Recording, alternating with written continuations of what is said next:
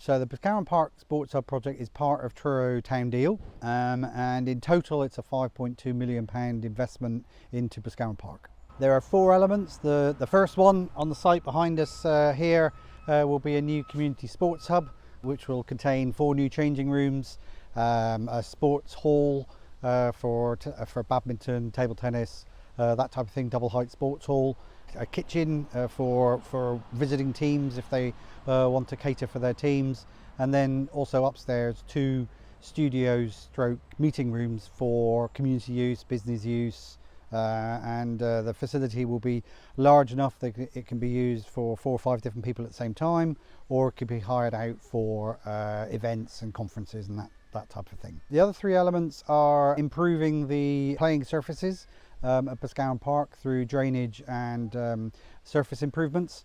There's also work on the Riverside Walk, resurfacing bringing that back up to a good standard. And then the 4th element is dredging the duck pond to improve its flood alleviation requirements. Boscawen Park historically was a rubbish dump. So that's obviously landfill.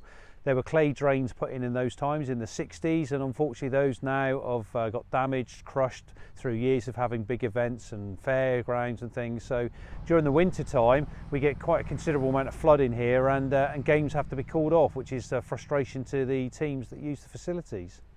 So part of the funding of the project is to actually completely drain and level the pitches that we've got here. So in a couple of weeks' time, 4th of August, all the fencing is going to go up, the area is going to be completely closed off, and in moves the big machinery. It needs to protect it for health and safety perspective whilst the works are taking place, but it's still going to remain fenced off afterwards because we need the grass to establish, and that's one of the big issues with doing it at this time of the year.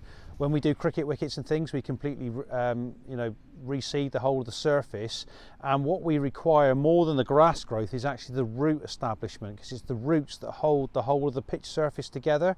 So we need that to get down and bind, because if you start playing football on it quite soon, the young seedlings will soon get kicked out and it'll cause quite a bit of damage. So we need those to establish. So by the time the summer gets here, hopefully it will be established enough to be able to play cricket on, but it's the football boots that cause the biggest part of damage.